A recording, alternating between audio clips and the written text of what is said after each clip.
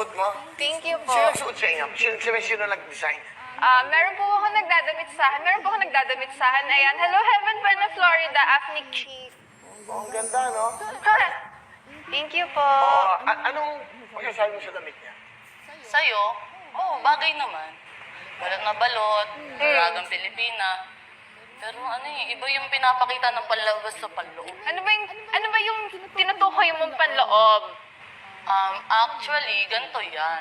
Ano ba, hindi, well, ayoko na lang magdagdag and back. Ay, ayaw magdagdag kasi Ikaw na nakaraan lang. niya ako gusto na yung magbawas Ikaw na lang. ng kwento. Ikuwento mo na lang kung ano yung sinabi mo sa akin sa front row. Say. Ano ba yun? Ano ba sinabi ko sa'yo? Na-offend ka ba na sinabi kung baka mawalan ka ng career? Hindi pa yun. Oh my God, hindi yun. Aside from that, wala na akong natatandaan. Ay, Hindi nagmamark sa akin kung ano man yung pinagdaramdam mo. Ayan, bago mo kasi... Parang tayo nasa barangay hall. Alam mo kasi, bago... Tama ako, kapatid niyo, okay. Kapatid niyo ba ba? Kapit ang kasi ito. Tatry ko sa maayos ko. Ayusin na to. Meron kasi ito, ay kapitan pala ito kasi... May tanong ako sa'yo. Tatanggapin mo ba kung maging isang part ng guest Oo concert ito? naman, Will. Ako, wala naman ako sinasabing masama sa kanya. Siya yung nag-umpisa, so... So ano nga yung sinabi ko Ready sa'yo? ko lang. Sige. Sige, ano yung sinabi ko sa'yo para marunong naman ako mag-apologize at umamin sa mali ko. Pero hindi ko kasi talaga alam. Kasi sa ganito yan, di ba? Sabi mo, sa front row lahat maganda. Parang hindi ka nag-agree sa akin. Kita nga lang alam. Ganun ba? Girl, alam mo, sobrang sensitive mo. Yun lang. Ayaw mo ba? Tinawag mo lang naman akong squatter, so tawag niyo sa inyo social, so sa amin low class. Girl, ganun kasi ako nakilala, so kailangan ko babaguhin yung sarili ko para sa'yo. So huwag ka ma-offend pagka sinabi ko na, oh my God, ang hirap na mag-explain sa'yo. Sobrang hirap mo makaano. Ikaw, ano man tawag sa'yo dito? Aside from hipon, tinatawag siyang squammy. So, I'm proud. I'm proud to siya. be... Ba't ka na-offend? Anong Dahil problema mo? coming from you kasi. Na? Tagasang ka ulit. Taga-Sampalo. O hindi ka taga doon. Balita ko, hindi ka taga doon. Umuwi ka. Balita ko, taga Pasig yan eh. Oo. Kumuha lang ng lugar. Ako, hello guys. My name is Shirley Nicole Budo, aka Hipon, and I'm from the art capital of the Philippines, Angono, Rizal. I'm Rizaleño. Girl. Saan ka napunta ng Maynila? Di ka pa? Hindi, ako, I was born, raised, and nag-aral ako sa Manila, sa Sampaloc. Alam mo, itong example ng sinasabi ni Herlin na yan yung sample ng mga fake news eh. Yung mga hindi nyo alam, daldal kayo ng daldal.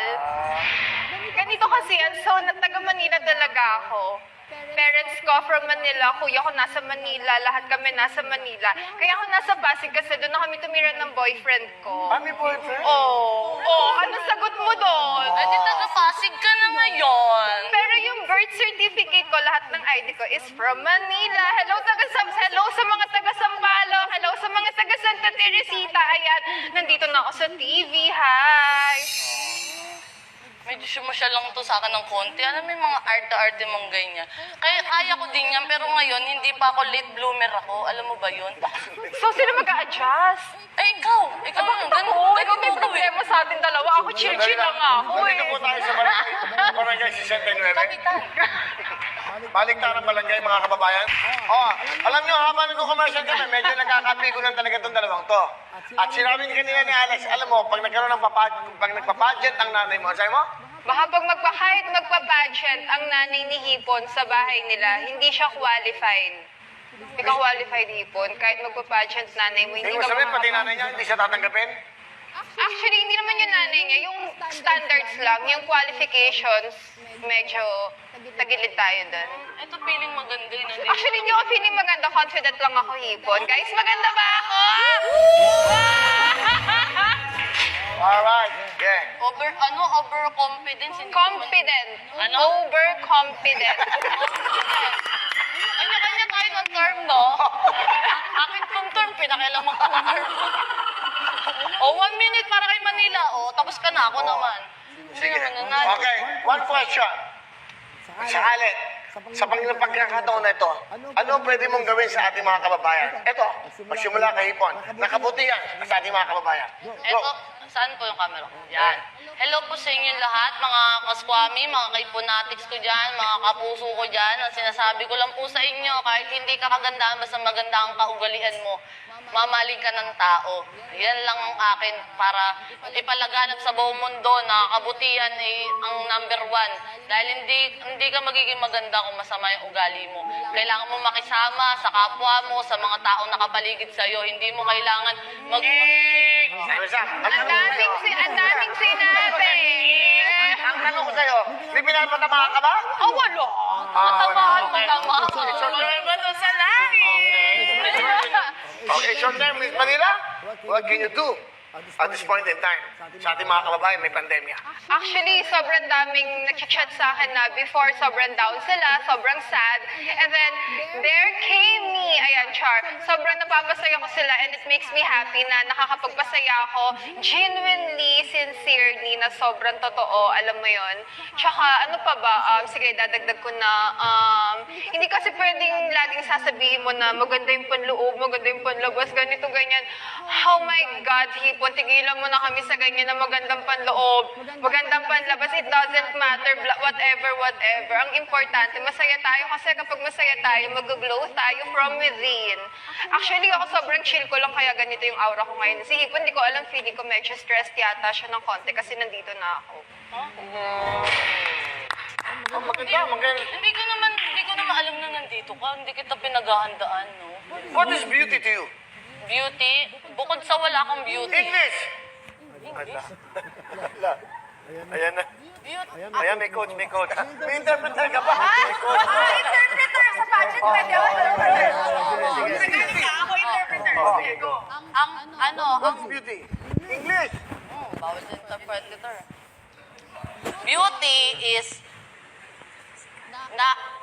Beauty is not in physical. Ay, wait lang. Beauty, alam ko na. Beauty is, Nakalimutan mo!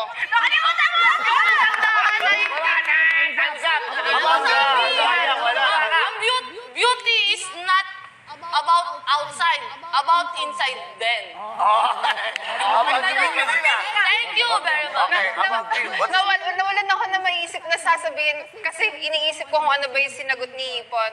Pero anyway, for me, beauty bonus na lang siya kasi... English! Okay, for me, beauty is something that comes within everyone. Lahat tayo maganda. We are all beautiful. It just so happens that our attitude, our mindset reflects on how...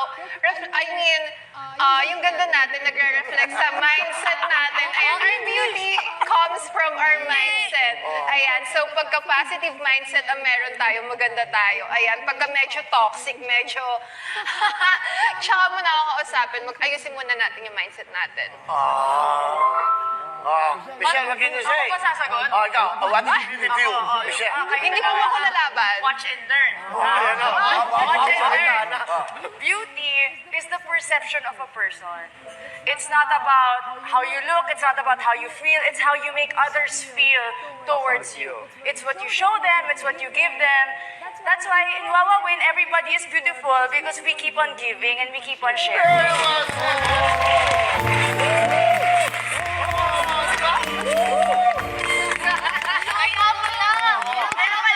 Nag-top 5. It's okay. Alam niyo guys, kahit ano sabihin sa akin ni Hipon or na kahit sino na hindi ka naman nanalo, whatever, blah, blah, blah, wala akong pakialam sa sinasabi niyo. Alam mo ba, si Michelle sobrang down to earth. It's okay. Never niya akong sinabihan ng kahit anong masama.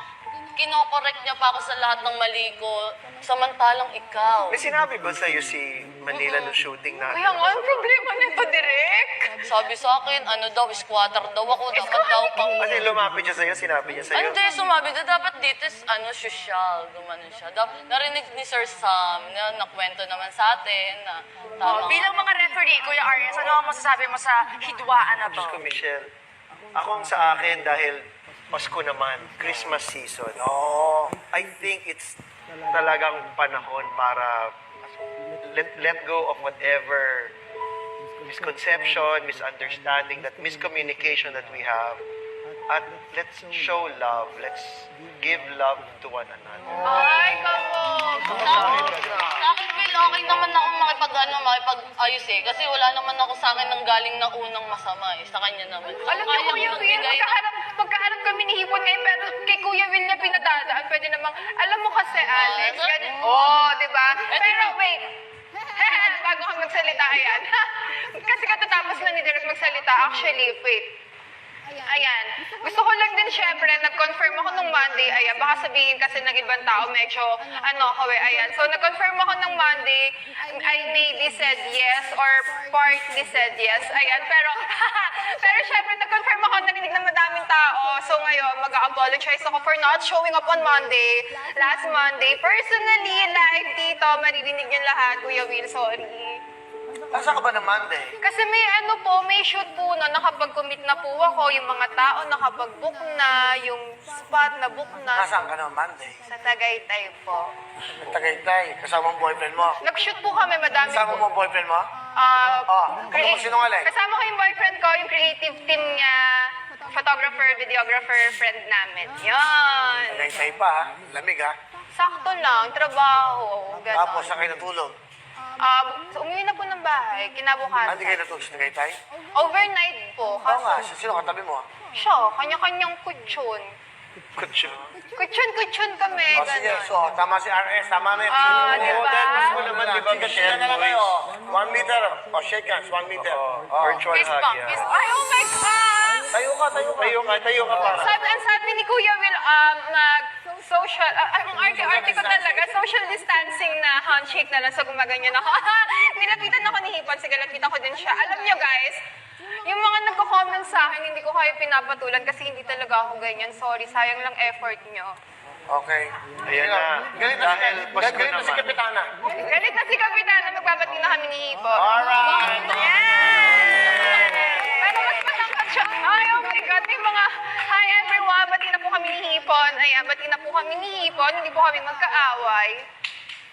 Ang arte na nila. Oo, nilinaw ko lang din naman yung side ko. Pinagtanggol ko lang yung mga squatter, di porket, di ba? Hoy, alam mo, Hipon, meron tayong